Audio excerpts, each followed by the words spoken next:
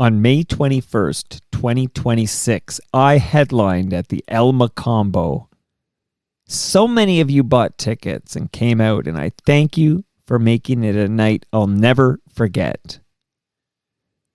FOTM Doug McClement recorded the show, and I'm going to share it here in its entirety. Well, that's not exactly true.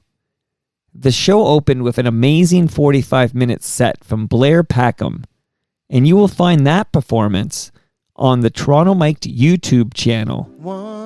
Yes, there's a Toronto Mic'd YouTube channel, and I often share many a nugget there.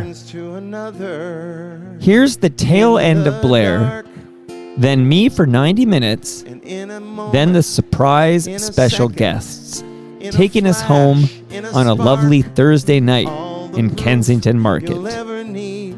Is all around you. All the proof you'll ever need is all around you.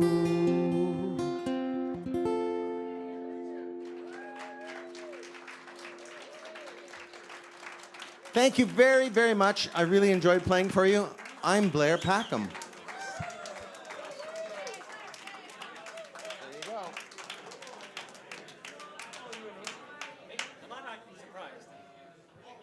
Everybody give it up for Blair Packham.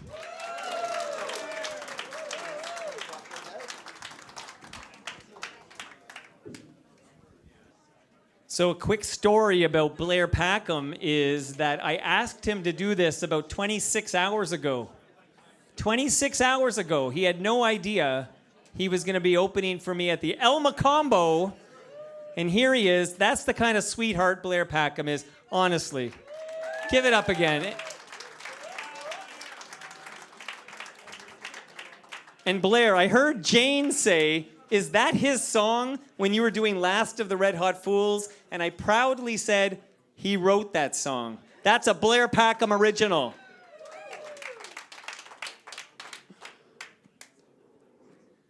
Wow, okay, thank you everybody for being here. I'm looking at the crowd. I've been joking with Rob Bruce for months now that we'd be doing this in front of like 9 people, like the police at the Horseshoe Tavern. 9 people were going to be here. And this is like, thank you for being here. Wow. So I do recognize a bunch of you from the TMLX events, and some of you I'm related to.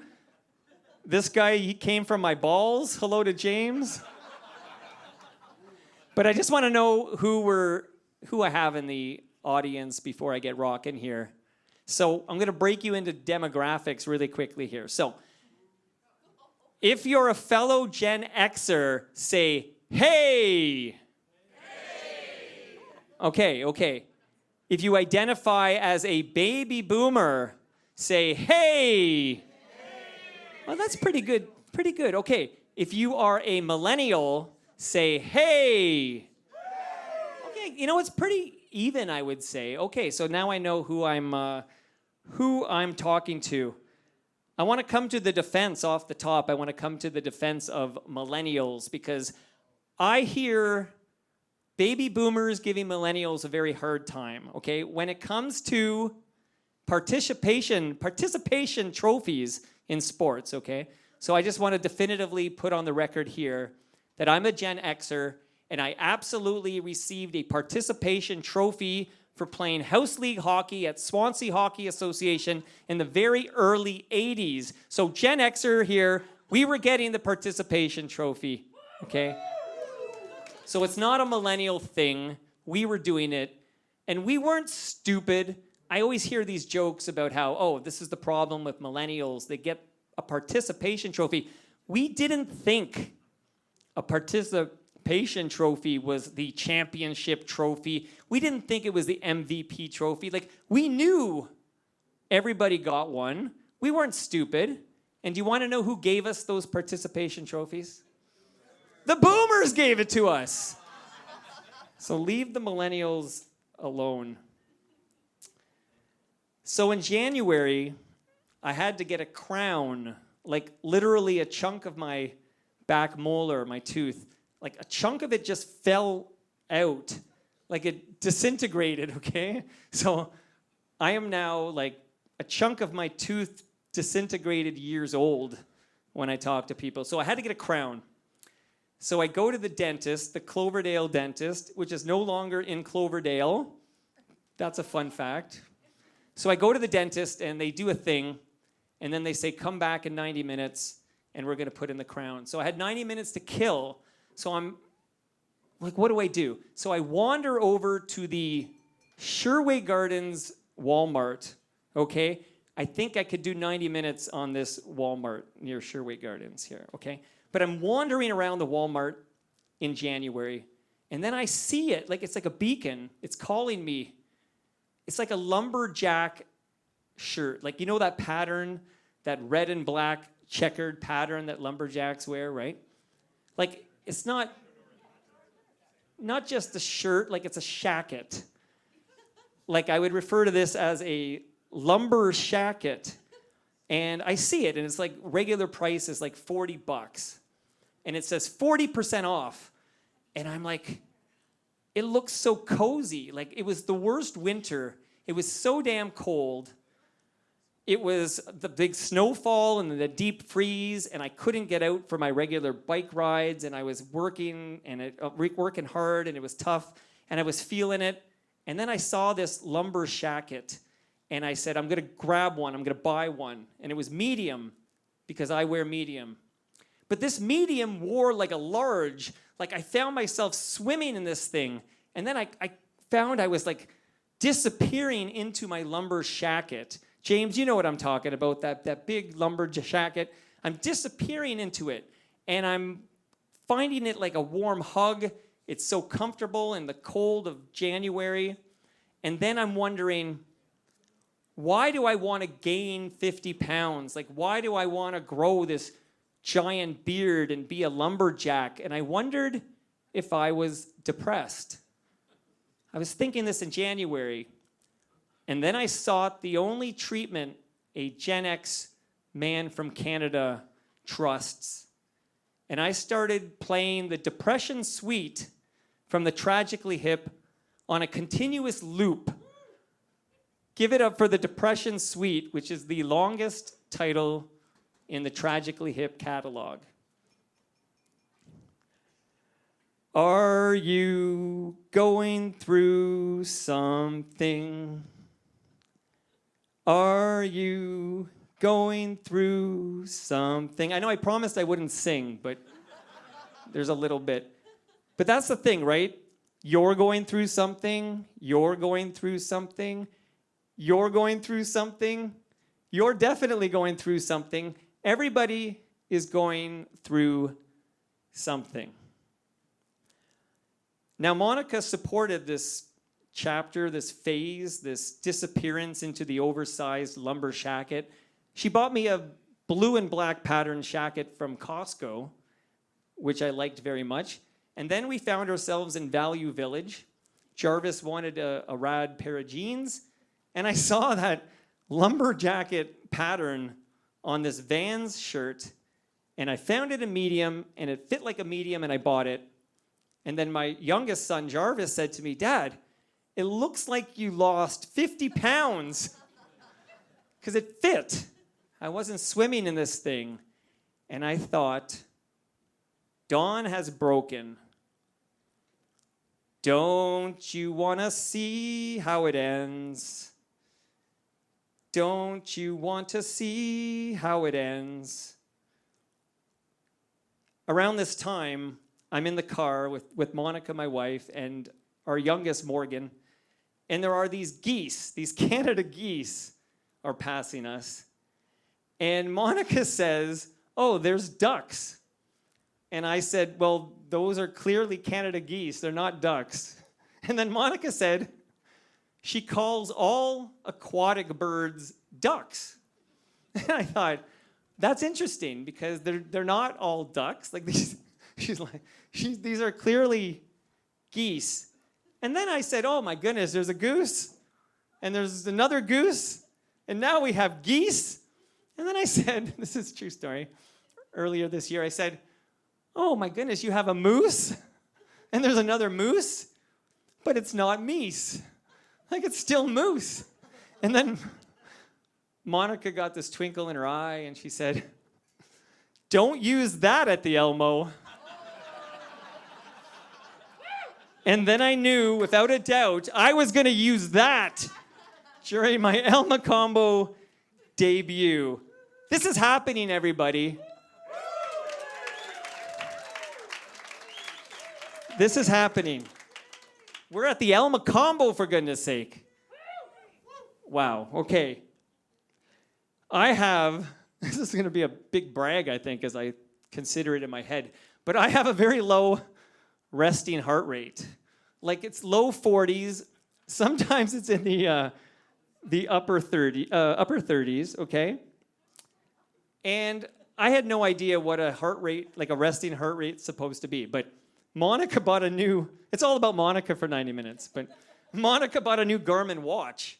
And then she gave me her old watch. I'm wearing it now. And I threw it on like a year ago. I don't even like watches. I threw it on. But then it's like everything's gamified. Like, I don't know how I slept for 50 years before I got the Garmin watch, because it's like I didn't even know my sleep score. Like, all that time I was sleeping blind. And now I wake up and I go, oh, last night I go 80. I got 87. I'm like, babe, what's your sleep score last night? Like, we're keeping tabs on these sleeps. And I don't know how I ever lived my life without knowing how many intensity minutes I've done. Like, I set a target, 200 intensity minutes. Oh, I got to get out there and get in 30 more. Like, everything's gamified, but it also measures your resting heart rate. So I don't know. I didn't know what you're supposed to have as a resting heart rate. But I produce the Humble and Fred Show. Any Humble and Fred fans out there? Humble and Fred couldn't be here today. But Steve and Lori came from South New York State. They told me it was like, I don't know, 5 hours to get here. By the end of the night, it'll be 6. It'll be like in Pioneer Times or whatever. It took us how many days to get there. But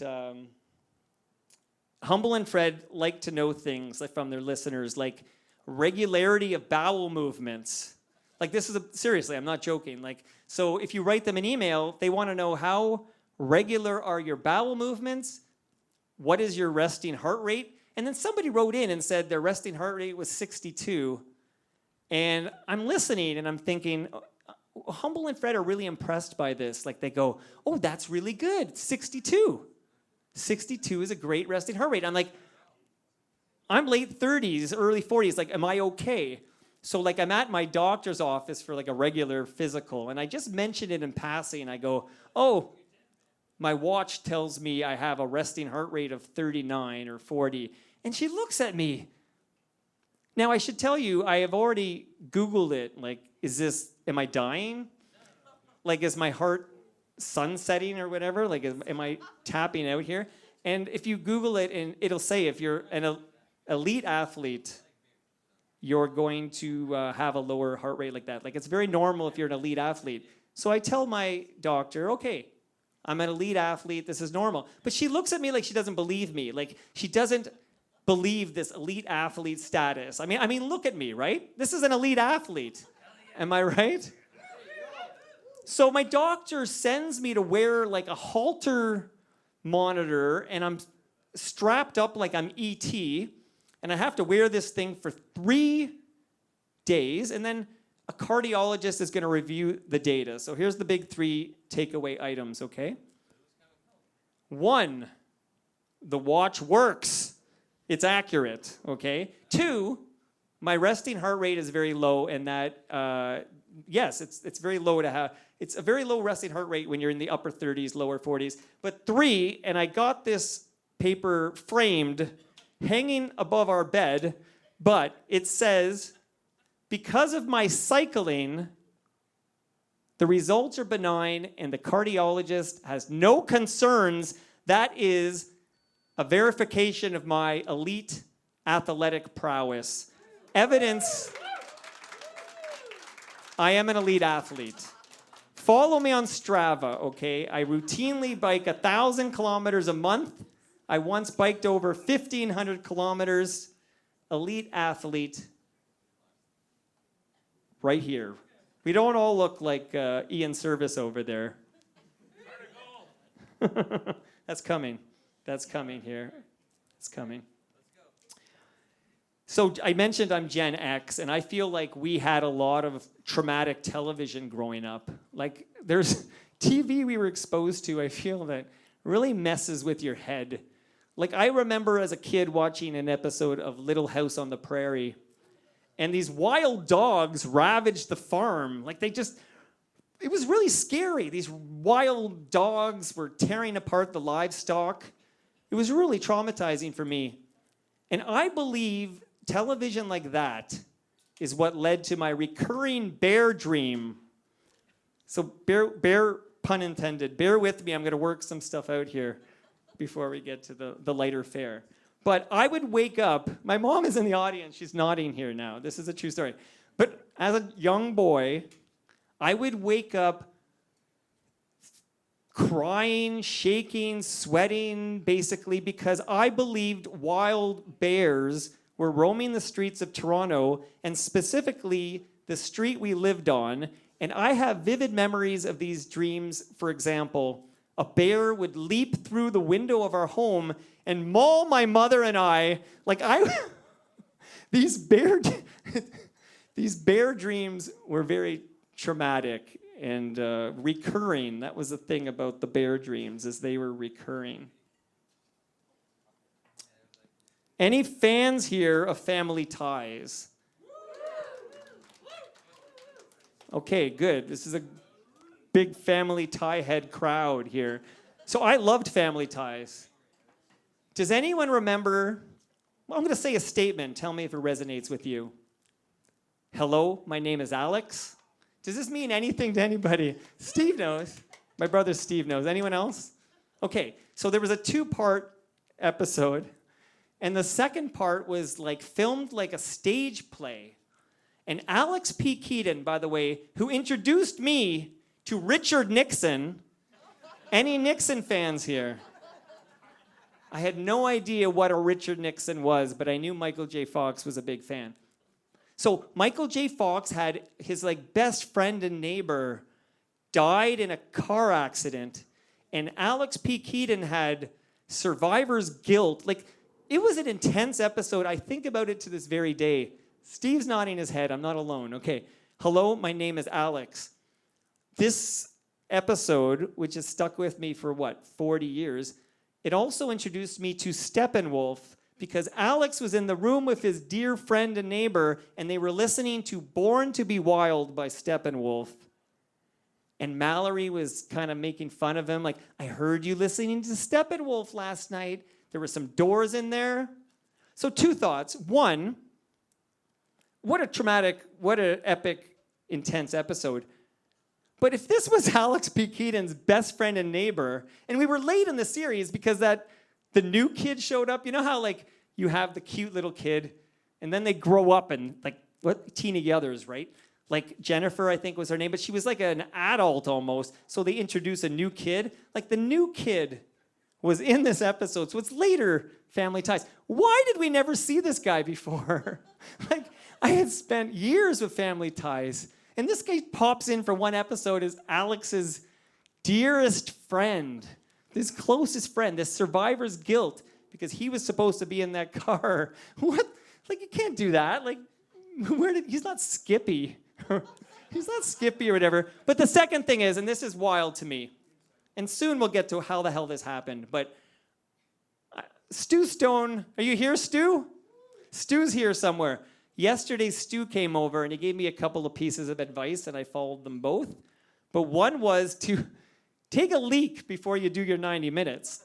And I could hear Stu's voice in my head when Blair was kind of wrapping up Last of the Red Hot Fools. And I'm like, Stu wants me to go pee. And I just kind of found the washroom downstairs. But if you come up from the bathroom, so I hope all of you drink a lot of Great Lakes beer and have to go take a leak. I'm on the stair. Did anybody see this? Okay. Like, I'm the stair underneath Steppenwolf. Steppenwolf played here. So there's Steppenwolf, and then Toronto Mike. That's a mind blow right there. By the way, you guys can argue, when I'm done, you can argue amongst yourselves if Steppenwolf is a Canadian band. Like, I can play both sides of that fence, but, argue that amongst yourselves. By the way, we're going to get back to the trauma for a moment because I watched with my two little ones and Monica, I watched Artemis 2 take off. It went around the moon. It landed in the ocean on time. Everybody was okay. But when I'm watching Artemis 2 take off, I'm only thinking of one thing, okay? The Challenger disaster. Like, that's all I can think about is the fucking Challenger blowing up. And it's funny, my ex-wife is here. T-Dog is here. Okay. And she I don't think she's attended any Toronto Mike anything. This is kind of an amazing moment in time in the history of Toronto Mike. I'm on a stair. How you like them apples? Right below Steppenwolf. But she said, "Are you going to cry?" And I actually laughed it off, like, I'm not going to cry. But as I go into this little bit here, I actually think I might cry because, forget the bear dream. That was like the starter pack, okay? After that Challenger disaster, I had this recurring nightmare. I might have to turn, I was joking, I'm going to have to turn my back to, what is it, Miles Davis used to do this?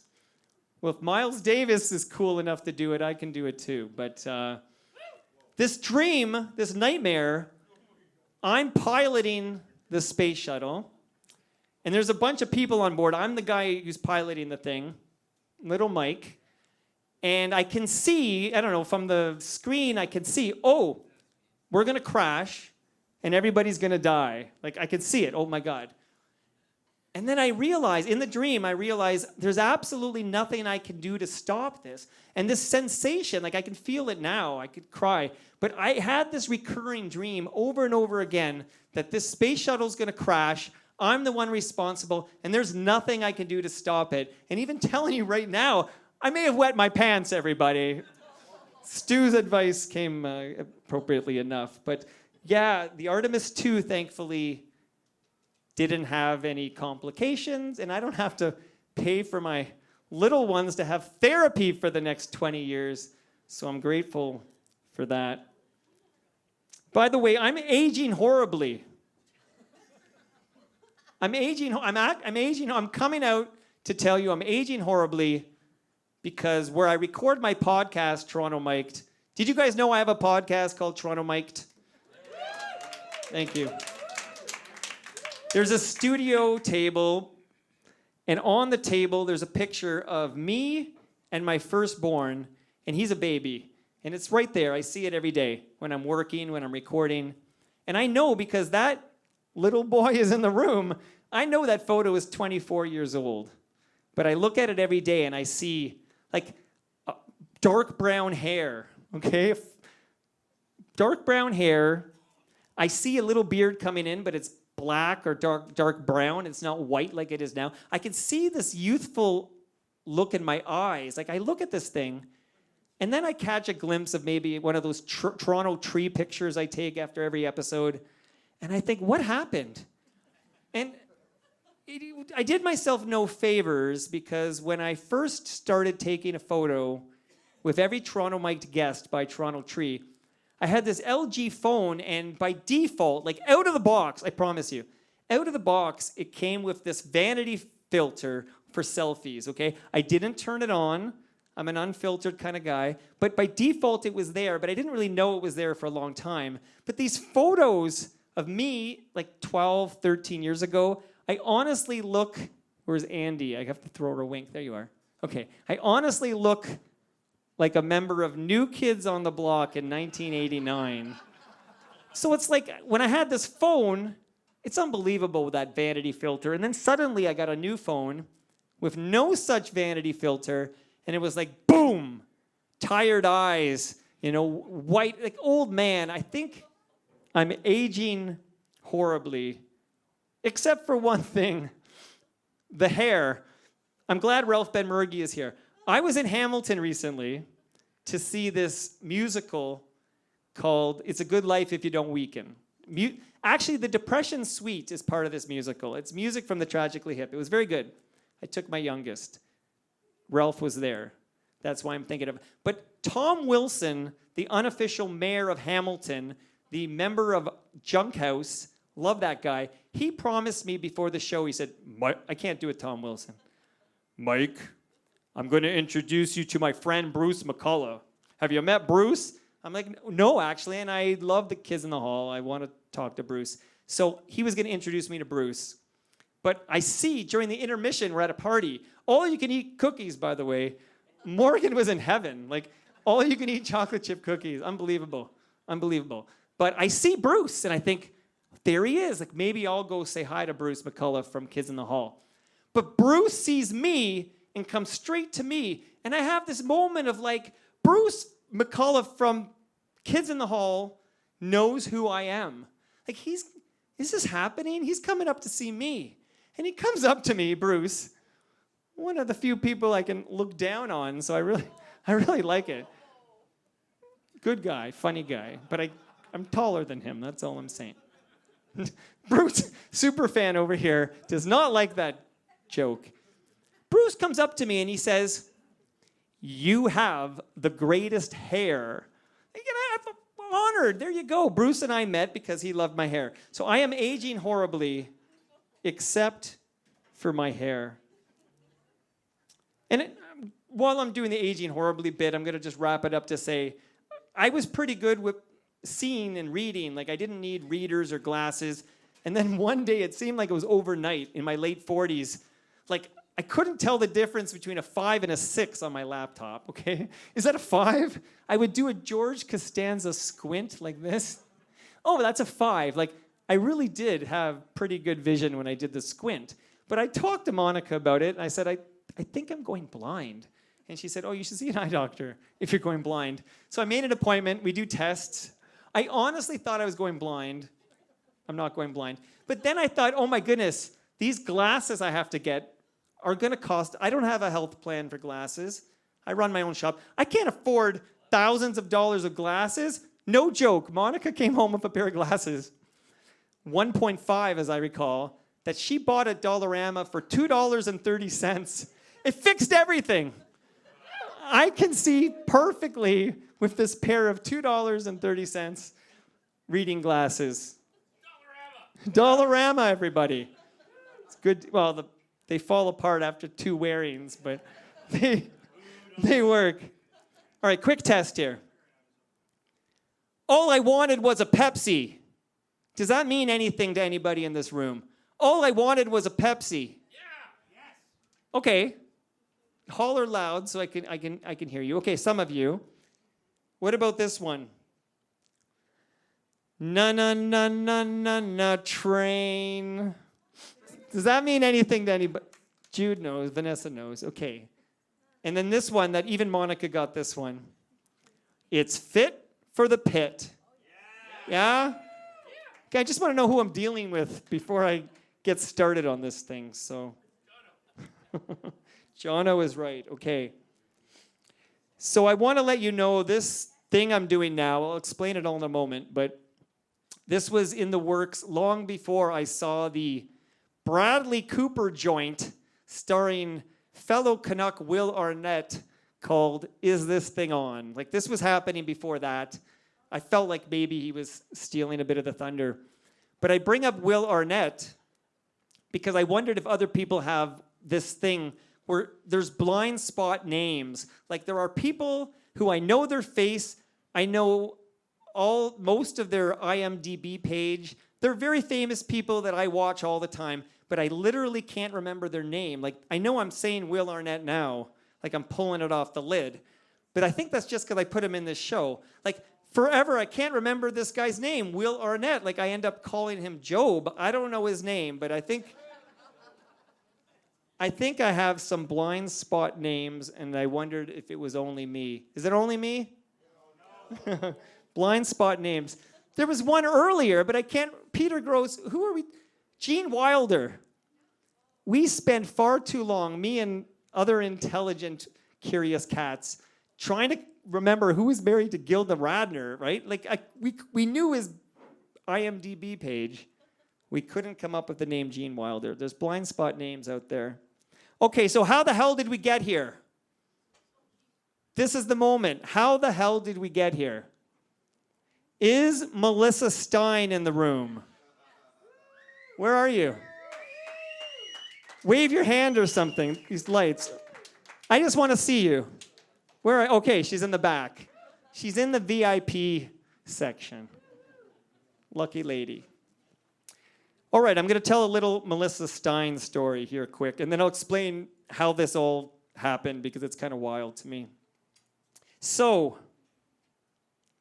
I've known Melissa for a few years now, and we go to their backyard, Monica and I, and the two little kids, and Melissa has a kid, and I know her husband, and we got to know each other. And I don't know if you guys know this, but I use humor as a coping mechanism, okay? More on that later, but I like to sprinkle a little funny here and there, and I think we were talking about inappropriate bosses, I think.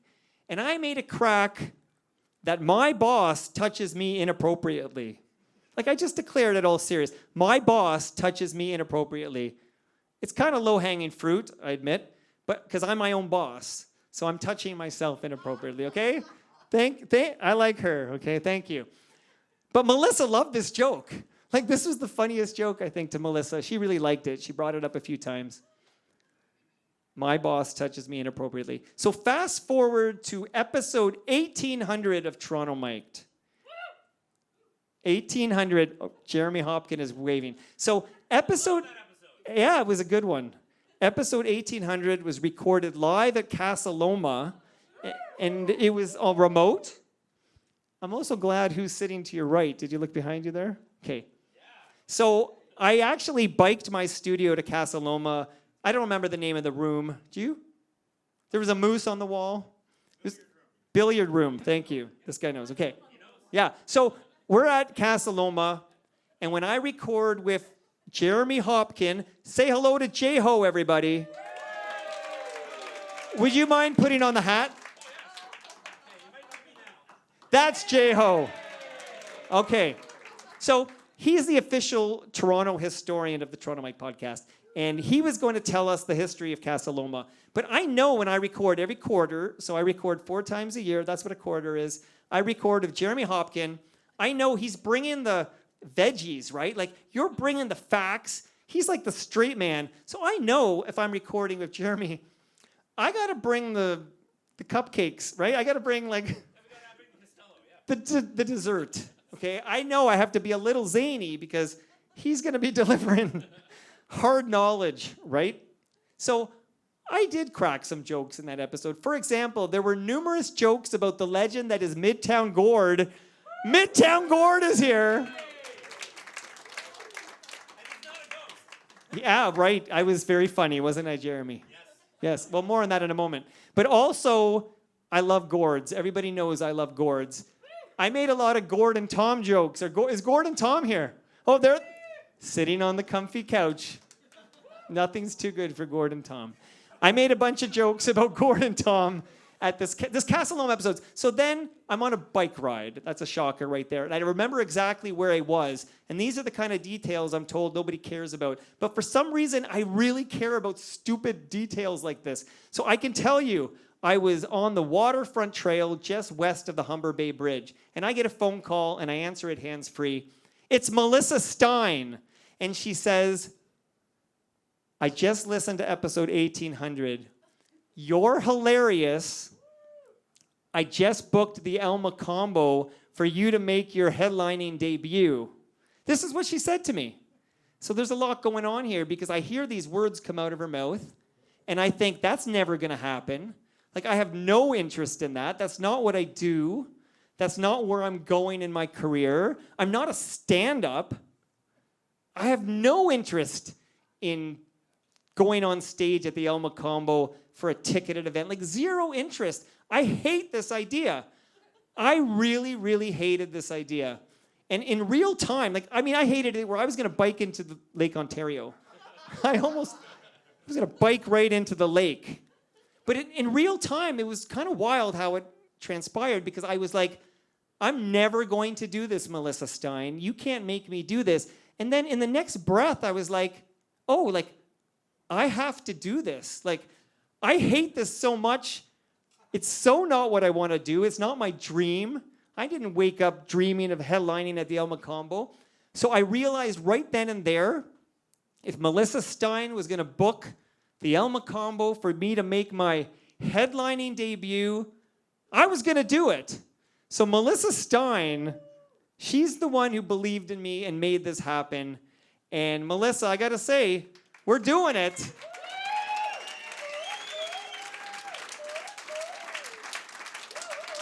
We're doing it. So 2 things about Melissa, though. I've got to know her quite well over the last 6 months. A couple of quick things. One is, so she thinks I'm hilarious. That's pretty good. She also believes the earth is flat. That's not a joke. There's no jokes in this 90 minutes. Melissa Stein believes the earth is flat, and she's hiding out there. Someone else believes it. Okay, so there's a couple of them here today.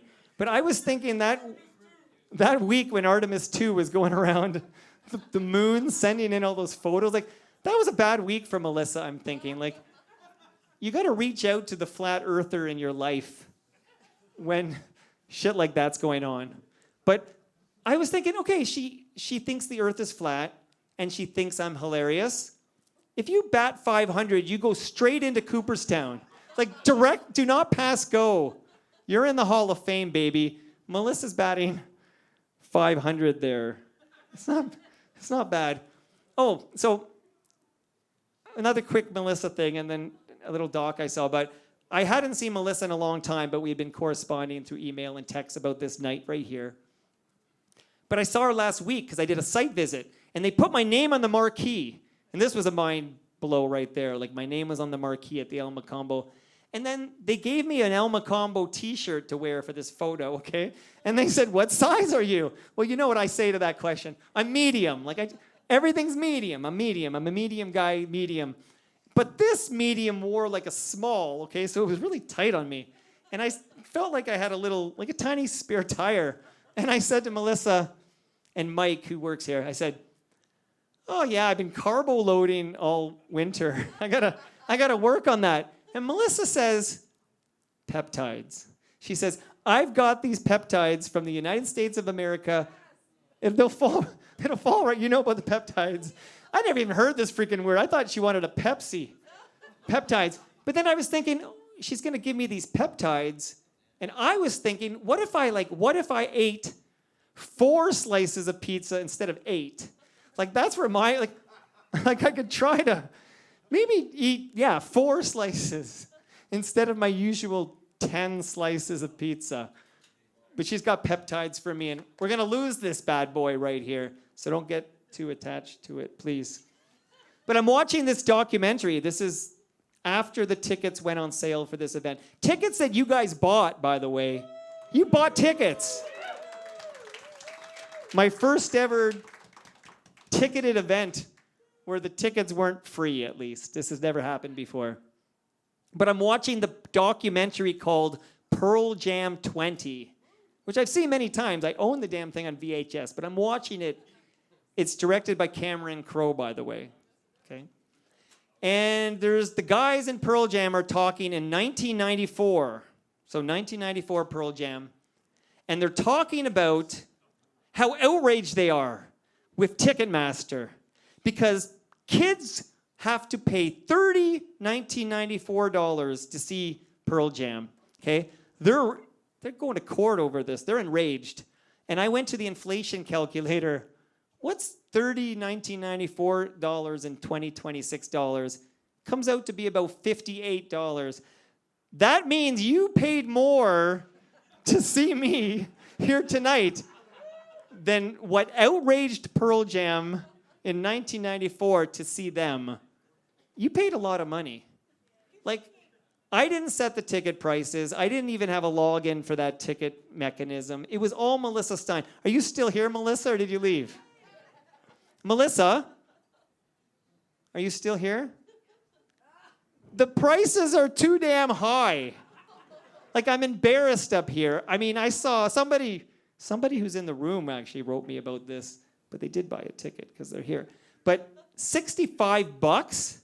Like, I paid less to see Broken Social Scene, Metric, and Stars this summer. I paid less. So I guess I want to apologize and tell you on June 25th, my ex's 51st birthday, I am hosting a free event at Great Lakes Brewery where not only is there no ticket required, but the first beer is on the house and you will leave full of Palma pasta lasagna. Put it in your calendars right now. Always. I am sorry about the exorbitant cost of this ticket, and I am personally embarrassed, but I'm not outraged. Pearl Jam was outraged. I feel no such outraged. So when Melissa said you're headlining, by the way, I say this term all the time, I'm headlining at the El Mocambo, as if I put in my reps opening for bigger acts. Like I've been working the circuit opening act, but finally I get the headline. I've never done anything like this. I haven't done no opening. This is the one and only time this is going to happen.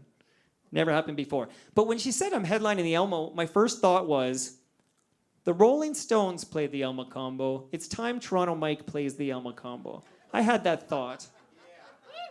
And in 1977, when the Stones played the El Mocambo, they were known, for that gig, they were known as the Cockroaches. You can see the marquee outside this room, actually, where it says the Cockroaches. April Wine, FOTM band April Wine was on the bill. And then I thought about other bands that had played the Elmo. U2 has played the El Mocambo. Good Irish boys. Duran Duran. Blondie, Bo Diddley, and Toronto Mike. All have performed at the El Mocambo. You know who played here? Molly Johnson played the El Mocambo. And I wanted to make sure we just give some props to like a legend of Kensington Market. We're in Kensington Market right now. Molly Johnson organizes the Kensington Market Jazz Festival. So let's give it up for Molly Johnson, everybody. So I took a lot of heat when Molly visited because I suggested she was giving me diva-like vibes or something. I can't remember. I said I was feeling like diva-like behavior from Molly. And then subsequently, I learned her nickname was the Diva of Queen Street. Look it up. Like, Google this later. Molly Johnson, her nickname was the Diva of Queen Street. I'm just going to put that there and leave that there. So Molly Johnson played the Elmo, but I could not find any evidence. J-Ho, you can back this up. I couldn't find evidence that Gino Vanelli ever played the El Mocambo. But I wanted to just point out the T-shirt I'm wearing real quick here, okay? So one day, Monica's here. Say hi, Monica. Okay, it's Monica. She's like a seamstress. She's making clothes and stuff. And she says, would you want any like custom-made T-shirts? And right off the lid, I ran down some things I wanted to see on the T-shirt. One of them I wore at Christie Pitts for a Leaf game recently. It said, I bike. One I wore with Stu Stone yesterday in the basement. It said, award-winning podcaster. It's true. And then this one. So I feel like maybe at the TMLX event on June 25th, we take orders for custom T-shirts. If you want, can we get off black cars already on your T-shirt? Come out to the TMLX event on June 25th. So I arrive early. Melissa Stein is here. She sees the T-shirt and she says, is that for me? Because I drive a black car. I said, yes. This is for you. Real quick, because I don't know if this ever came up on the podcast, I'm trying to keep this little 90 minutes, I'm trying to keep it all original content. Like, if you're a diehard listener, you haven't heard any of this stuff. But one thing I thought I'd just quickly touch on is the origin story for the handle Toronto Mike. Like, where did I get this handle? So I went to a Catholic school. Did anybody here go through the Catholic school system? Clap or wave. Okay, a bunch of you. A bunch of you did. So you know the drill. Well, I was in the shower one day, There's a visual for you. That's for Langer. So I was in the shower one day. My boss was touching me inappropriately. Actually, at that time, it wasn't as innocent. At that time, actually. So I'm in the shower, and I'm remembering this moment in religion class. We had mandatory religion class. And I remember one of my classmates asked the teacher, they said, did Jesus have a last name? This was the question. I thought it was a pretty good question. Does Jesus have a last name? And I'm just remembering this in the shower. And the answer was something like, nah, you weren't like Jesus Smith or Jesus Alvarez or Jesus O'Brien, okay? But you were like Jesus of Nazareth. It was your name and where you were from. He's Jesus of Nazareth. So you know where this is going. I'm in the shower and I go, oh, I'm Mike of Toronto. And then I said, Toronto Mike. And then I shut off that water and I went to my computer to see if the domain name torontomike.com was available. It was available. I bought it and the rest is history. That's how it went down. Thank you, Jesus. So I'm going to this Catholic school. There's this indoctrination. You know what it's like. Do you remember the Simpsons episode when they wanted to get Homer to be a member of the cult? And they were saying, leader, leader, leader, leader, leader. You remember this? So there's a lot of that going on, like things that have been tattooed in my head for a long time. Like, I love the leader. Shout out to Ian Service. He came from Guelph. I don't think we should let him drive home, though. Let's get this guy a room for the night. He can sleep it off. He can drive home tomorrow. Okay? So you get things like let us give thanks to the Lord our God. It is right to give him thanks and praise. Like, you know what I mean? Like this, you go to a lot of mass, and then this repetitive mantra, it just gets stuck in there, and it's leader, leader, leader, leader, leader. Literally, Monica, who went to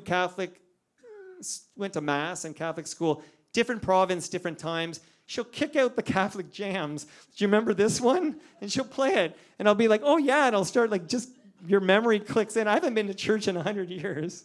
It's like kicking out the Catholic jams. So I'm going to Catholic school, and I was the star in a musical called The Canada Goose. I don't think I've ever talked about this. I was the lead. My character was called the Wizard of Woe. And there's a lot of singing in this.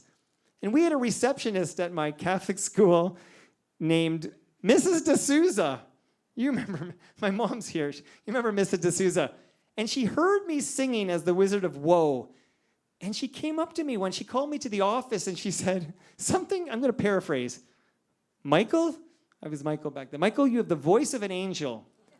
I want you to sing this Our Father in front of the school at this mass coming up.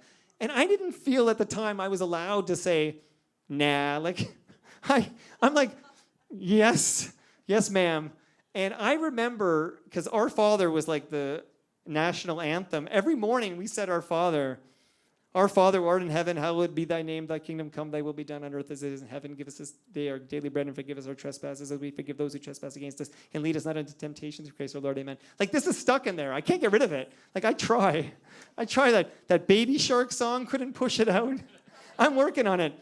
But this is a rearrangement of Our Father, and it went something like this. But remember, much like when Homer was singing that beautiful voice he had, and his voice broke mid-song. Remember, do you know what I'm talking? Sometimes I feel I talk too much Simpsons. It's like no one knows what you're talking about. But if you get it, you get it. But it went something like this. It went, Our Father who art in heaven, hallowed be thy name.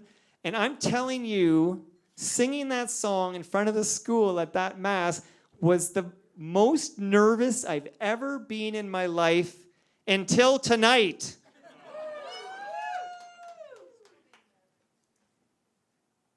I mentioned there's this event coming up at Great Lakes Brewery. Well, at a previous event at Great Lakes Brewery, a TMLX event, that's Toronto Mike Listener Experience, listeners of my podcast, many of whom are here today, bought me a kayak. If you helped buy me a kayak, thank you very much. I see a bunch of you here. Because this is a totally radical kayak that you fold and it goes into a backpack and you can bike it to the lake, or I bike it to Humber River.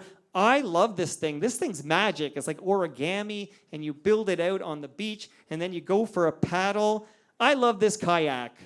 Well, before I was my own boss, before I worked at TMDS, I had to keep my alphabet soup straight, I worked for a German software company, a B2B automation software company, and the boss's name was Detlef, and he worked out of a place called Mainz. There's another office in Frankfurt, but he came to Toronto to meet with me. And I took him for a walk by Lake Ontario, and I just looked at the lake, and to make conversation with Detlef, I said, one day I'm going to buy a kayak. I'd like to buy a kayak. And Detlef stopped down, like he stopped, tall guy. He stared at me with these piercing blue eyes, and he said, Michael, kayaking is a solo sport. Here at Stonebranch, we row together. True story. And I knew at that moment I was fucked. In the history, and some people here worked with me in the past. I see a couple. Mark Carey is here. Some people worked with me in the past. But in the history of corporations, you'd be hard-pressed to find a less political gamer than yours truly. I couldn't play the game. I was allergic to bullshit. I think I was amazing at my job because if you look at my LinkedIn profile, I was at one B2B company for like 7 years, another one for 4 years, another one for 6 years. That's amazing. I was that good at my job because I was not good at following orders and playing with others. My goodness, I think that's absolutely amazing. One boss I had, I literally almost threw down with his son at a company softball game. Like, that happened. We were coming to blows. You know who I'm talking about. But this gentleman, sadly no longer with us. This gentleman, shout out to Ridley Funeral Home. But this guy wanted to groom me for the executive team. This is a true story. And he saw something in me. I said, keep looking. Go look over there. But he was grooming me. I used that word yesterday, and Stu said, different word, Mike. He was grooming me for the executive team, and we had weekly meetings where he would tell me about engaging the C-level leadership, how to dress. He wanted me to wear collared shirts. Like, this was a big deal. Everybody knows that's my kryptonite, the collared shirts. Although those lumber shackets I was hiding in had a collar, so, take that to your therapist. But he was grooming me for the executive team, and all the time I'm thinking, how do I strike the balance? I want the paycheck. Like, I like the job. Twice a month, I'm getting a chunk of money in my account. I'm good at this job. I over-deliver, to be quite honest. But there's no fucking way I want to be a part of the executive team. I would rather make minimum wage watering the plants than be in that damn boardroom meeting. Like, no, Steve relates. He's nodding. He's cut from the same cloth. It's like, how do you find that way where you keep your job, but you're like, keep looking for somebody else. I'm not joining your executive team. Geez, that's a tough balance. But I was great at my job. Okay, finally, we're going to talk about my scrotum. Finally. Can we talk about... Midtown Gord, can we talk about my scrotum? Wake Peter grows up. Tell him I'm talking about my scrotum. Okay. Glad my mom's here. When I was a baby, so I have no memory of this. When I was a baby, they gave me penicillin. This is in a hospital. I got penicillin. And my scrotum exploded. Like, it didn't blow up. It just blew up. Like, it was like a blowfish, like a balloon. My scrotum was enormous. I never saw this. I've been told since I was old enough to understand the language of English, I've been told, Michael, my mom would say, if you ever take penicillin, your scrotum will balloon. It was enormous. So I've been told. I gotta say, like, if one of my boys, if one of my boys ever had that reaction where their scrotum were as big as I was told my scrotum got, like, I would take a picture, like, right? But in the 70s, Nobody took a picture of anything in the 70s, right? Nothing that happened in the 70s was captured on film. By the way, I was told Lorne Honickman would be here. I haven't seen him, so I don't think he's here. But I was going to ask Lorne if he knew a good courtroom sketch artist, because I have this idea where my mom describes my baby scrotum that was enormous, ballooned up like that, right? Huge. She describes it to the courtroom sketch artist so I can finally see what we're talking about. No photo exists of my scrotum. But here's the thing, right? Like, you're told you're allergic to penicillin. I can't even spell penicillin. But forevermore, when you go to the hospital with a broken leg or you got a whatever, every doctor you encounter, every triage, they ask you if you have any allergies. So I've been told, tell them you are allergic to penicillin. So I always did. But sometimes they ask you, what happened when you took penicillin? So for 40-something years, I would have to explain, well, I'm told, I was a baby, I don't remember this. I was told my scrotum blew up like a blowfish, like a huge scrotum. And, it's always an awkward moment. It's like, oh, they haven't heard of this before. They don't seem to, that's not common. Like, I just assume this happened to lots of people. But forevermore, I would have to tell this to every doctor, every nurse. And then I had a doctor, the same doctor who sent me to wear that halter, like I was E.T. to make sure my heart wasn't sundowning or whatever. She looked at me quizzically, like she raised a Spockian eyebrow. And she says, are you sure you're allergic to penicillin? And I said, well, I've been told my whole life I'm allergic to penicillin, and my scrotum gets so big. And she said, I'd like to send you to an allergist. So I'm like, okay, whatever. I go to an allergist, and they test you for all this stuff.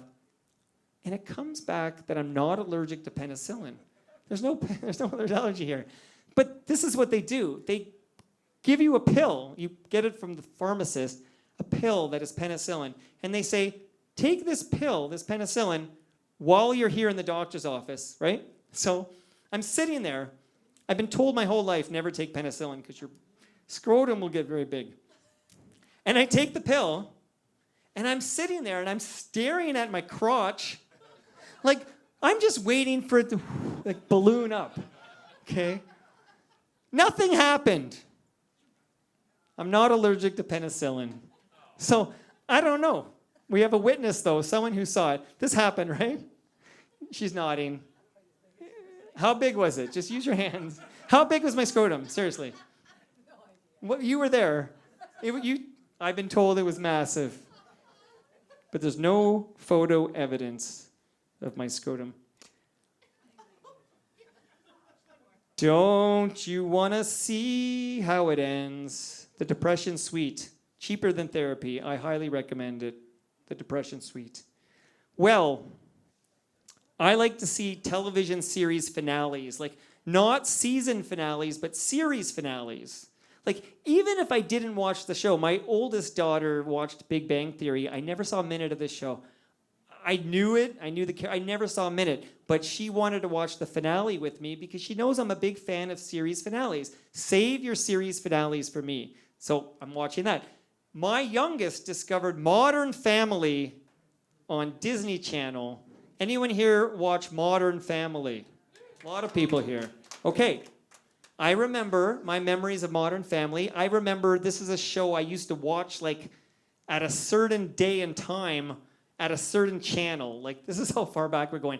We have to tell the millennials about this. Like, James, you won't believe it. Like, you had to go Wednesday at 8 o'clock, go to this channel, and there'll be this show. That's how it used to be. But I remember Modern Family was like a well-written show, very witty, very well acted. And then after a few years, I got a little tired. It wasn't as sharp. And then my memory was, oh, it wasn't funny anymore. Like, this is just what happens to these. But it was very good for a while. But I told my youngest, Morgan, to save the finale for me. So she's watching like an episode or two a day. And she gets to the finale of Modern Family. This thing flew under the radar because I think it came in like, it was a March or April 2020 viewing. And you might remember we were a little distracted with the tiger guy and all that. Michael Jordan, whatever. So, Modern Family, I watched the finale, okay? There's a couple. Their name is Cam and Mitch. And I can never remember which is which. But one is like a skinny redhead, And the other was like a huskier guy. And yes, Eric Stone Street. Thank you. I'd expect that fact checking from Robert Lawson, who's in the room. Shout out to Robert Lawson. Okay, so basically, here's the finale. There's the moment right here. This family was very close for at least a decade. We watched it, right, on ABC. And this couple, Cam and Mitch, are leaving for Missouri because the Husky guy is going to coach. I think it was football, but it could be basketball. I think it was football. He's going to Missouri, so they have a farewell party. And then this couple, Cam and Mitch, they have 2 adopted children from China. They're now going to the car because they're going to the airport because they're moving to Missouri. And they're at the car for like 5 seconds. And then one of them forgot something and has to go back. And he opens the door and he catches the entire family posing for a photo, like a regularly taken photo they do on the stairs.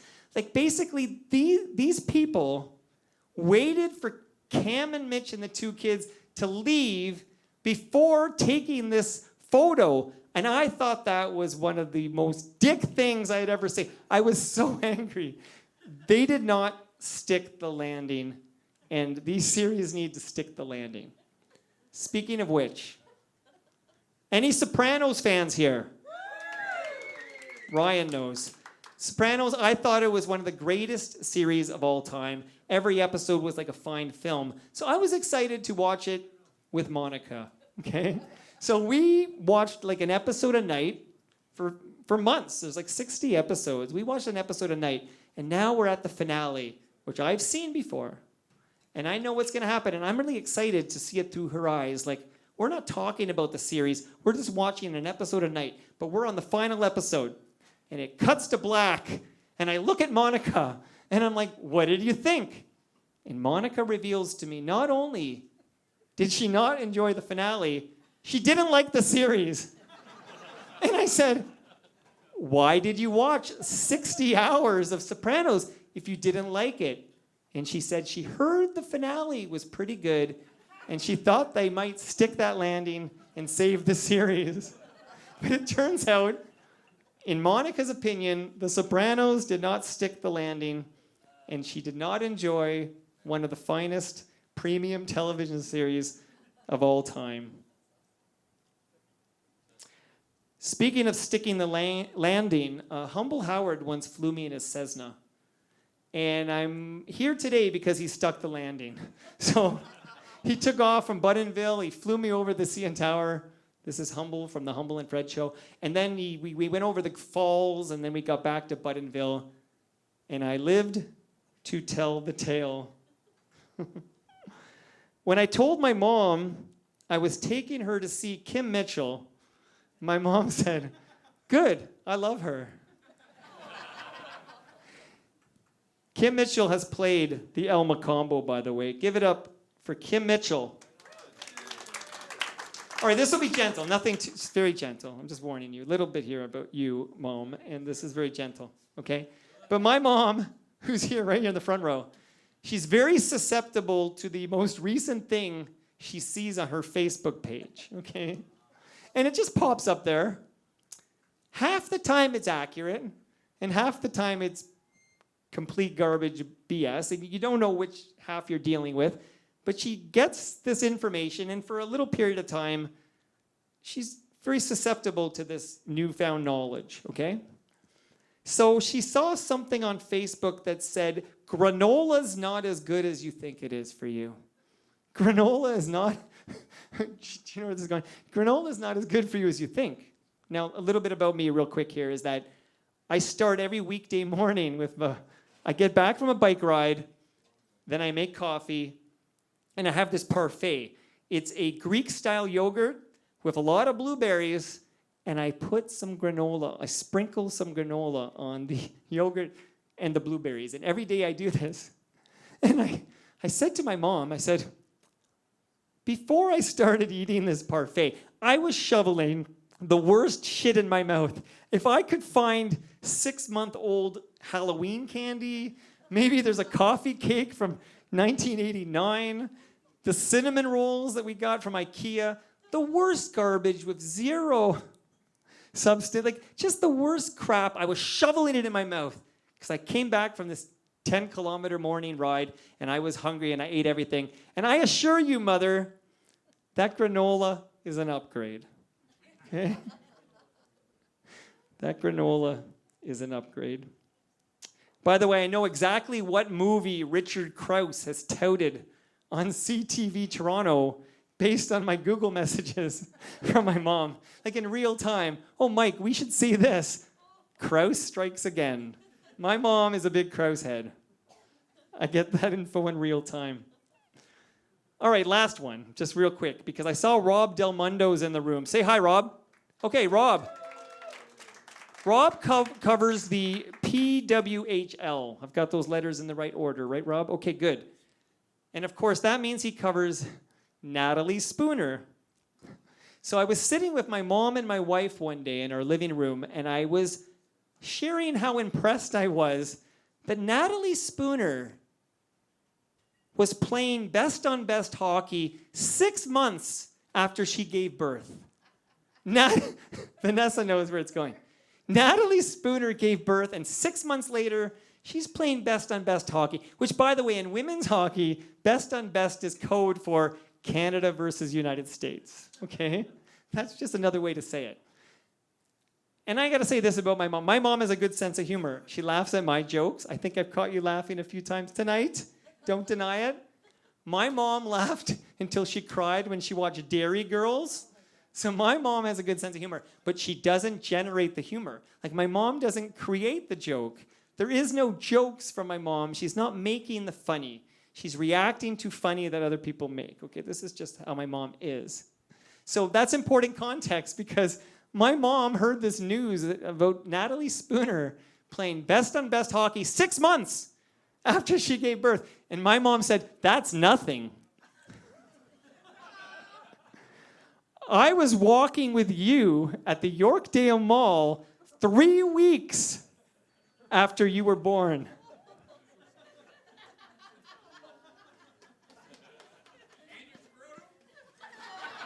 It was huge. So Natalie Spooner played best on best hockey 6 months after giving birth. My mom walked with me at Yorkdale 3 weeks. 3 weeks she was pushing that carriage in that mall. Del Mundo should be covering that. I saw this CNBC headline, and it said, device hoarding is hurting the economy. The crux of this article was people are holding on to their smartphones and their laptops too damn long instead of upgrading to the latest version. And this is hurting these tech giants. It is hurting the economy. And I read this and I said, fuck that. I said, I will hold on to my smartphone, my laptops. I will hold on to those devices as long as technically possible. I am not upgrading a damn thing until that thing bricks. Hurting the economy. I couldn't believe it. CNBC headline. By the way, I mentioned earlier that humor is a coping mechanism for me. And it really resonated with me. I'm glad Larry and Arlene are here. Wave, Larry and Arlene. Okay, so Arlene is the reason Scott Thompson made his Toronto Mike debut, visited the basement. Speaking of kids in the hall, Bruce hasn't visited the basement, but Scott did because Arlene told him to. What an amazing episode. It really resonated with me when Scott talked about cracking a joke during an active school shooting at his high school in Brampton. This happened, people. Google this one. He knew the shooter. The target was his teacher. This is happening around him, and he told a joke, and I totally related to that. Humor is my coping mechanism, but nostalgia too. It's really the Batman and Robin of the TMU, the Toronto Mike universe. You've got your humor, you've got your nostalgia. So now I need to turn to you, ticket buying public. $65. Stein, I want to refund all these tickets. I want to ask you something I've been wondering for decades. Was the 1989 Batman movie good? Just drink it in, think about it. Was it good? Because I went to see that and I thought it was great. But I had never experienced marketing hype like that. That was the first time in my life, I don't know, I think I was 15. That was the first time they targeted me everywhere I was. Like the soft drinks at the fast food restaurant had the bat symbol on it. You had to have the black t-shirt with the yellow bat symbol on it. Batman was everywhere. And specifically, Much Music was playing Prince's Bat Dance. It felt like twice an hour. That was the high. They had high rotation at Much Music, and they found a higher tier for Bat Dance. And that added this whole new layer. Like you would go see Batman in the theater, and you would recognize these lines from Bat Dance, right? Like, and where is your Batman? And Vicky Vale, I like bats. Like all these things imprinted in your mind from Bat Dance. And I joked to somebody when I said I'm headlining at the El Mocambo, finally making my headlining debut. I said, I might come out on stage. Like this is what I said. I might come out on stage. And what I meant by that is, I think I'm going to say it for the first time publicly. Yeah, fuck it. I'm just going to say it. My favorite Prince song of all time is Bat Dance. Okay? What a fever dream Bat Dance was. Like, I know Purple Rain is a good song, objectively so. When Doves Cry is a near perfect song. But I'm saying, when Prince died, I went to Bat Dance. Am I the only one? Yes, he says. So I struggled to like differentiate between the fever dream that was Prince's Bat Dance on Much Music and the film. And I often wonder, like, I know I loved the movie, but was 1989's Batman good? So that was Tim Burton's Batman. We have new Batman now, and you might know the line, you either die a hero or live long enough to become the villain. I think about this line a lot, and I actually think it applies to me and the good people from CFNY 102.1. All I ever wanted to do was share a story about this little station in Brampton run by David Marsden, who hired people who really loved the music and let them, within certain parameters, let them play what they want within certain rules and kind of have free form. And this magic moment, we'll never have this again. Lucas with the lid off, you know radio, we're never going to have that again. It's so corporate, it's automated, it's focus groups. But this happened, 77 to 87, the spirit of radio. And all I wanted to do was, I recorded episode 1021 of Toronto Mic'd, and I gathered all these people like Alan Cross and Ivor Hamilton and Scott Turner. And then after some time, when they had a CFNY documentary, I became the villain because I didn't want to print the legend. I was interested in the story, and I sought the truth. I sought the real talk when it came to that documentary. And I think that's an example of you either die a hero or you live long enough to become the villain. Because I believe my unwillingness to print the legend when it comes to that station, 102.1, I believe that's caused the CFNYers, the executive producers of that documentary, to consider me a villain. And this actually legitimately makes me very sad because I just wanted to share my love for that station. And I see in the crowd Peter Gross, and I just hope the same doesn't happen for me and my love for the Chum City enterprise. We're talking City TV. We're talking Much Music.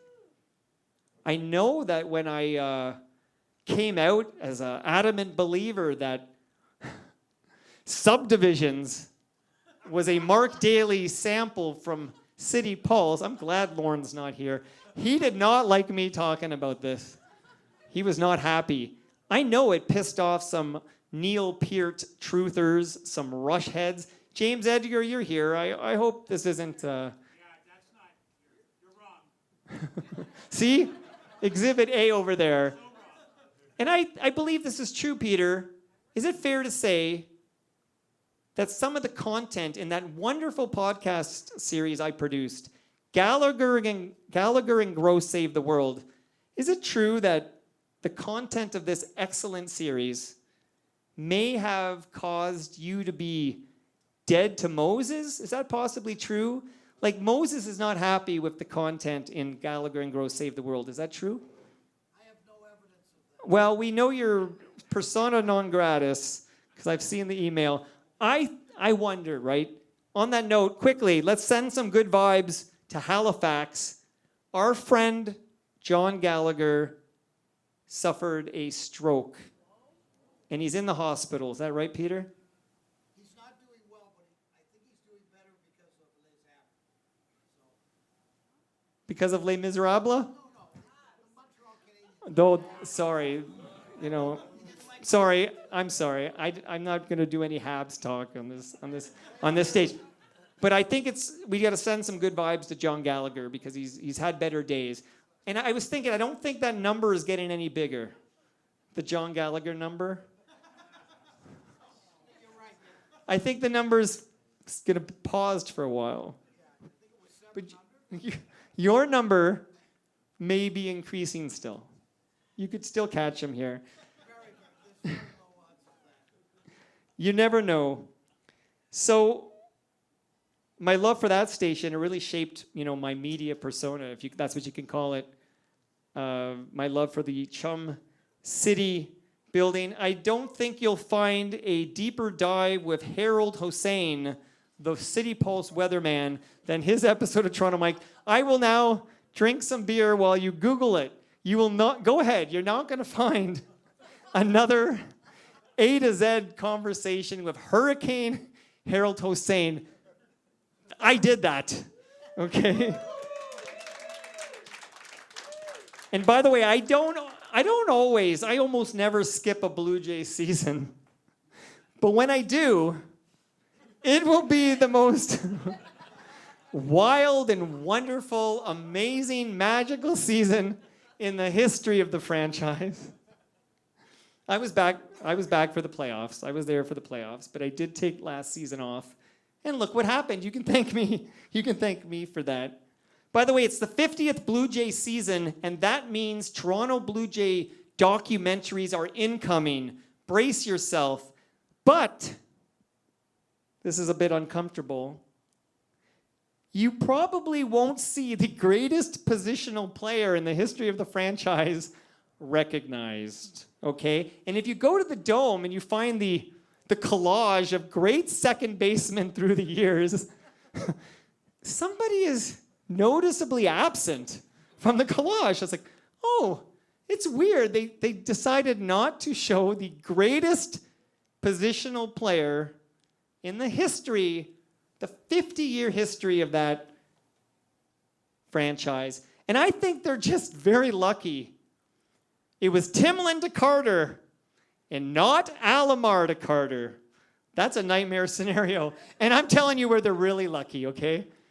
Who touched them all? Joe Carter, FOTM Joe Carter. Imagine, if you will, close your eyes. Roberto Alomar hits the walk-off homer in Game 6 of the 93 World Series. Rogers would be fucked. I'm telling you. I'm telling you right now. I'm telling you right now. By the way, is Alomar here? Still a great Rio Static song. Alomar. Look it up later on Spotify.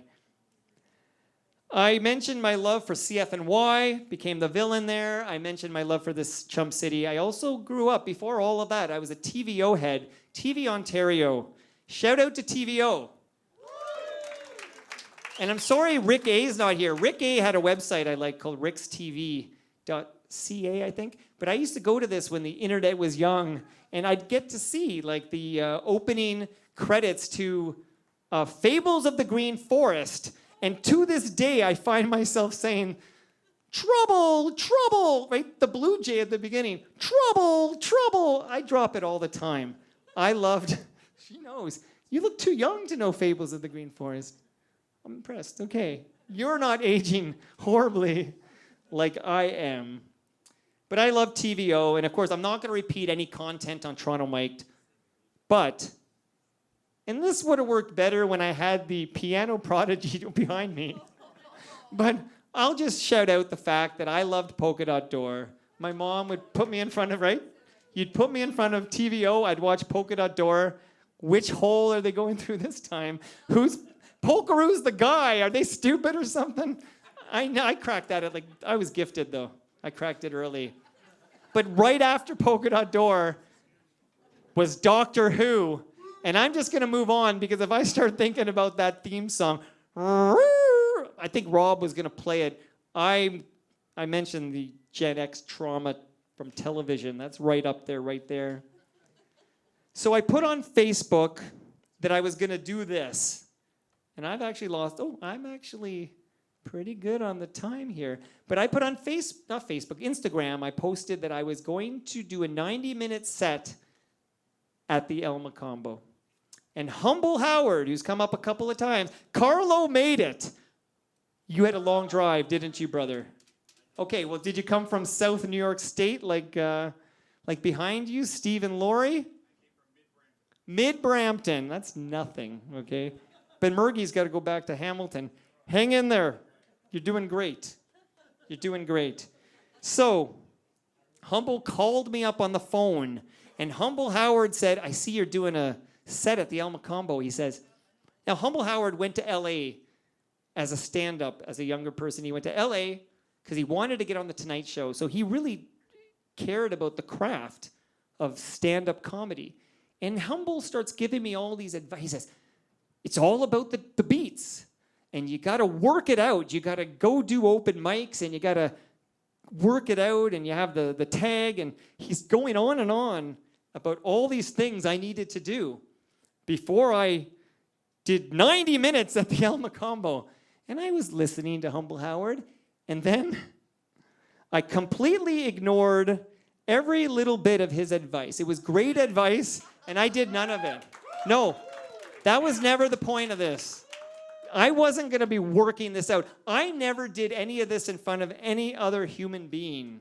This is the first time I did any of this in front of any human being. I appreciated Humble's advice, but I completely ignored all of it. I mentioned he stuck the landing. We'll see if I can stick the landing. Stay tuned. But it has been a strange few years. I got a blood clot on the brain. Did you know this? A blood clot. The odds are astronomical. Seriously, these odds, if Peter Gross had these odds at the Woodbine racetrack, he wouldn't be taking a ride with Moose Grumpy, that's for sure. I got a blood clot on the brain. Those were the magic words. I'll get to this in a moment, but those were the magic words that Rob Pruce was going to hear as he sat right there at his piano. I was going to say, I got a blood clot in the brain, and he was going to start playing Heart of Gold by Neil Young. We worked on this for months, okay? And I was going to do this. I'm doing it now. Okay. Mike's stand is too far away. My sweet Morgan bought me this.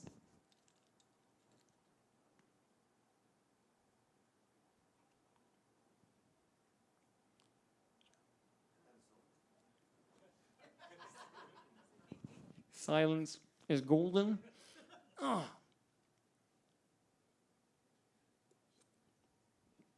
So how old am I now? I am blood thinners twice a day years old. Twice a day, my phone plays Heart of Gold by Neil Young, and I pop a pill, and sweet Morgan bought me this little pill holder that goes on my keys, and I told her, I said, I'm going to do this in front of everybody. There's my evening blood thinner to prevent another blood clot on the brain. So I got the blood clot on the brain. I mentioned earlier that when I was singing Our Father in front of the school in that mass, it was the most nervous I had ever been before today, but that's actually not entirely true, because there's nothing like that feeling you have at about 6 in the morning when you're in the dark, quiet basement and you're connected to CNN and you're waiting for Audie Cornish to speak to you live on CNN. Okay, I'm telling you now, that moment, because you realize there's no safety net. This is live to air television, and people are going to notice, and you're talking, and I honest to God felt like I was representing this entire damn country. Banjo Dunk, are you here? Banjo Dunk, saw him earlier, proud Canadian. Banjo, I got Charlie Angus in the basement tomorrow, okay? Charlie Angus in the basement tomorrow. He kind of helped kickstart this thing over a year ago. But I'm going on CNN because I feel in my core that we're heading towards the War of 1812 redux. Like this, I'm ready for battle. I know something I say it'll get to Trump. I'm going to message to Trump through Midtown Gord Lakeside. I'm serious. I might be crazy, but I'm also serious, Midtown Gord, okay? I'm communicating to Trump through CNN. And I did that. That happened, everybody. I was on CNN multiple times. And I'll say this, I think it worked because we haven't been invaded. That 51st state rhetoric has slowed down. He's getting the message. Back the fuck off, Trump. This is Canada, a sovereign nation. I'll be back on CNN if you start messing with us again, okay? Last summer, I threw out the first pitch at a Toronto Maple Leafs baseball game at Christie Pitts. I threw a strike, but the funny thing is, I saw Frankie here earlier. The first time they asked me to do this, I actually was all set, psyched up. I'm going to throw the first pitch. And Snow decided at the last second he wanted to throw the first pitch. Earlier, he said he didn't want to do it, so they asked me to do it. Now, I'm talking about Snow, okay? Informer, 7 weeks, #1 on the Billboard Hot 100. So this is a very Toronto moment when Darren O'Brien, Mr. Snow, wants to throw out the first pitch. I was a gentleman. I said, Mr. Snow, by all means, throw out the first pitch. But eventually, I got to do it. I threw a strike, so that happened. So let's review quickly. Blood clot on the brain, CNN, first pitch at Christie Pitts, and back to Peter Gross. See, I'm really glad you're here. You've come up quite a bit. Last December, I was invited to be the Grand Marshal for the Lakeshore Santa Claus Parade, okay? And I spent entirely too much energy trying to talk them out of it. So much, in hindsight, like so much aggravation. I said, Arash Madani lives in the neighborhood. This was my selling point. Arash Madani lives in the hood. Mary Berg lives in, she remembers. Who are you?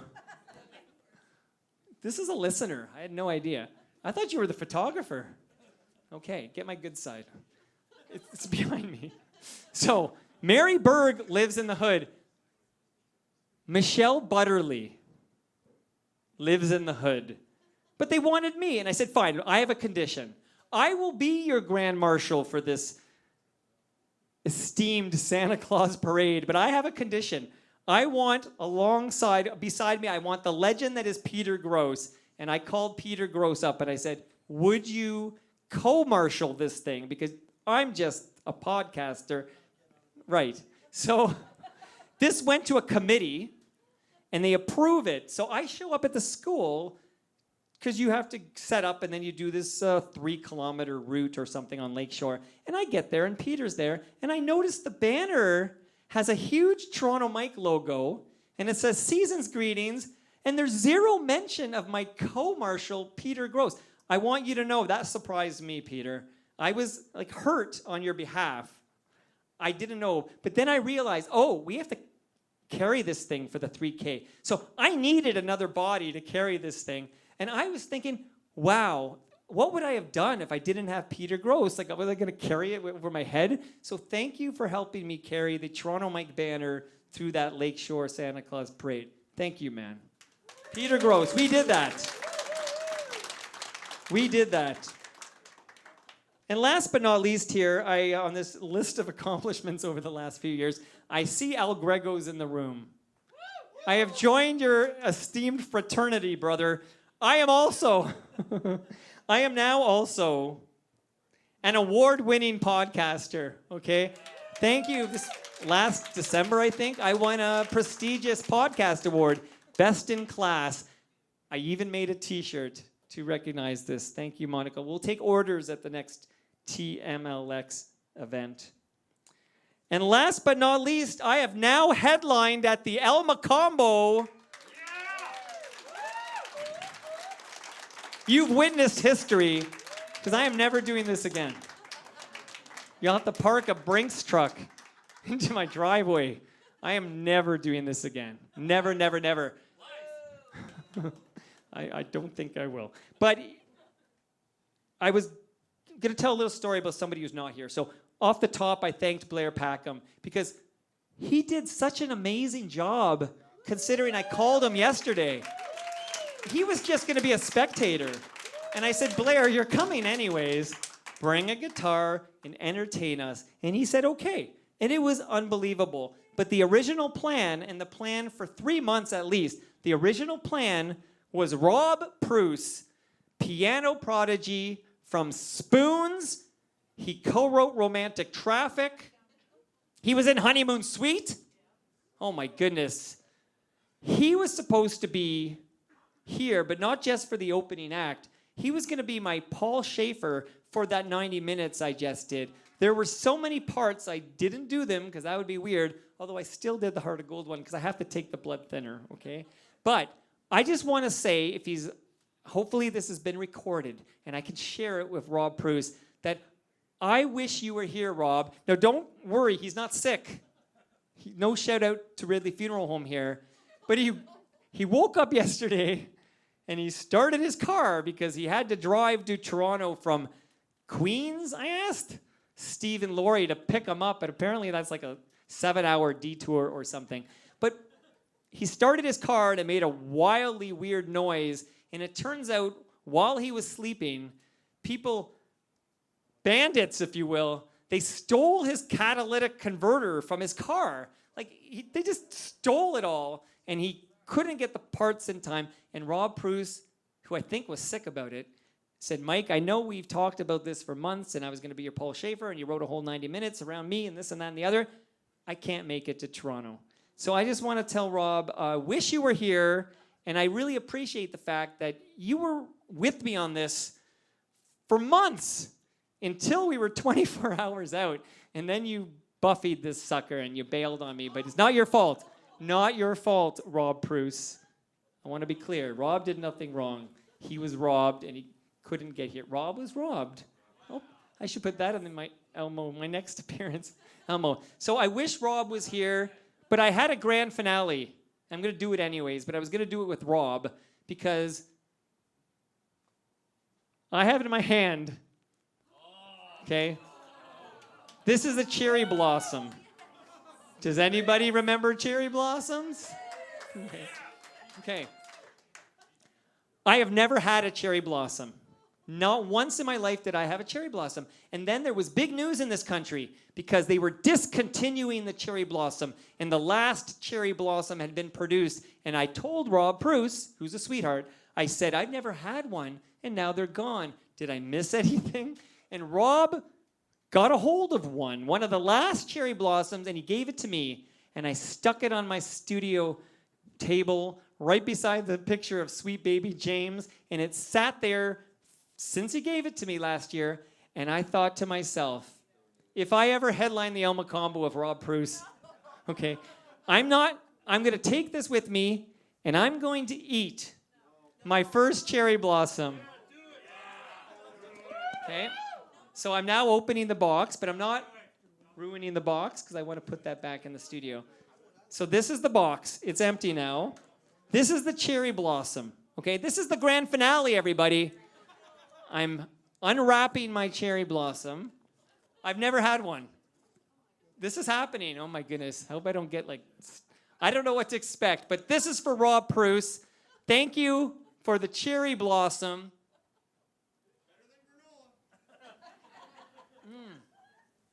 Mike! Who's that? Sorry, I don't want to bother you while you're eating. Who's here? Are you trying to stick the landing by eating? I'm sticking the landing by eating my first and last cherry blossom. Who the hell are you? What the? We gotta help you out here. Hang on. Ron Hawkins and Lawrence Nichols from Lowest of the Low? What the hell's happening? That's not a big ending. Think about your scrotum. I mean, like we have had to. I don't think there's any definitive way to end a show, but I mean, soft chewing noises is probably not on the list. And, Yeah, that's certainly not the way to go out. but Mike and his show, I think, has given us a really decent template on how you do end a show. So. Well, he gave us the first $15. We're going to give you the next 50. There you go. Just that one. We've done this before. I'm just kidding, Mike. 1, 2, 3, 2, 3, 3.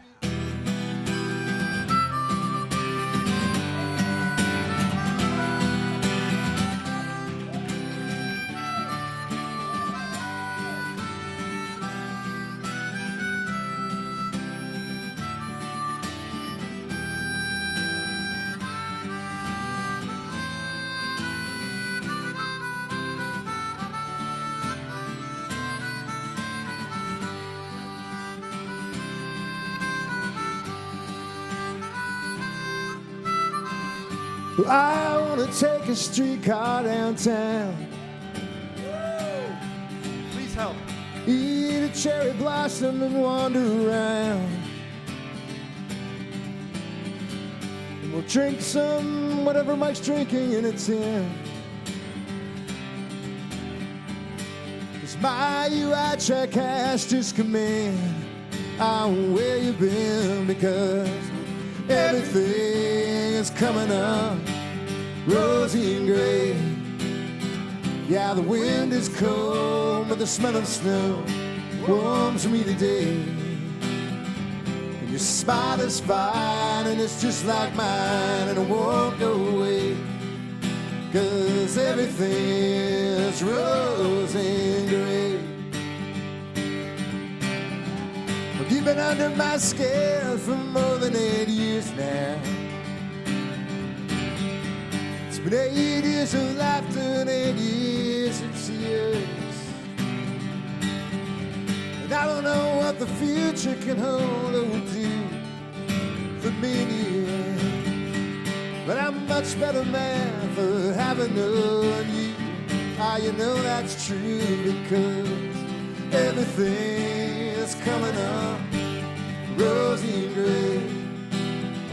Yeah, the wind is cold, but the smell of snow, well, it warms me today. And your smile is fine, it's just like mine, and it won't go away.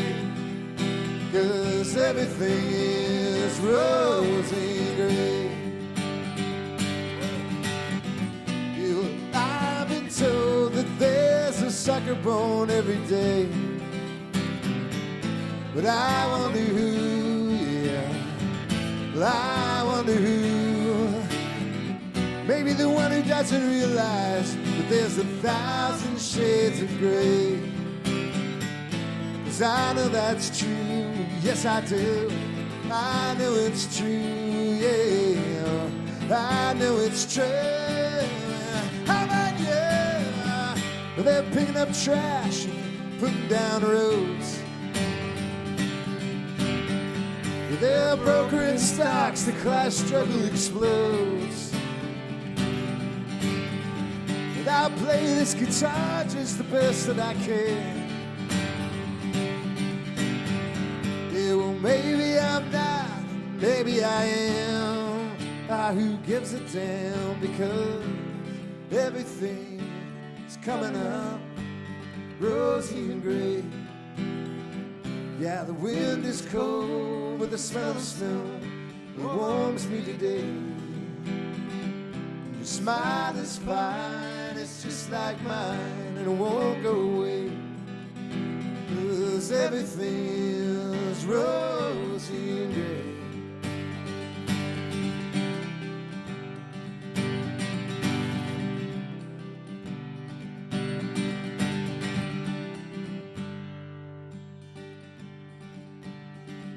Now I've kissed you in France and I've kissed you in Spain, but I've kissed you in places I better not name. But I've seen the sun go down on Sacré-Cœur, but I like it much better going down. Yeah, yeah, you know that's true, because everything's coming up rosy and gray. Yeah, the wind is cold, but the smell of snow warms me today. And your smile is fine, it's just like mine, and it won't go away. 'Cause everything is rosy now, everything is rosy, everything is rosy and gray. Yeah, yeah.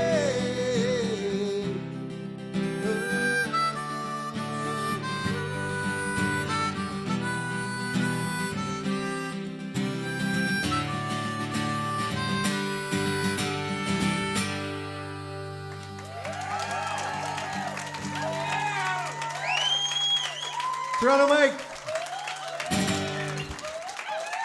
Give me a hug, Ron Hawkins. Thanks, man. That was amazing. Ron Hawkins and Lawrence Nichols. Lowest of the low. Thank you, everybody, for coming out tonight.